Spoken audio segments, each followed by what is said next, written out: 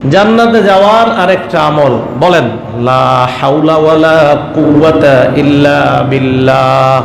পড়েন তো সবাই।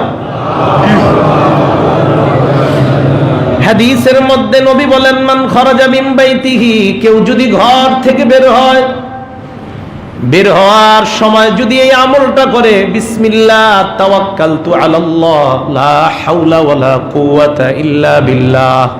পড়েন সবাই, বিসমিল্লাহ তাওয়াক্কালতু আলাল্লাহ লা হাওলা ওয়ালা কুওয়াতা ইল্লা বিল্লাহ।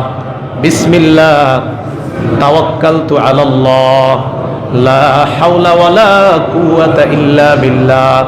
অফিসে যখন বের হন, পাটা বাহিরের আগার আগে দোয়াটা পড়ে নিবেন।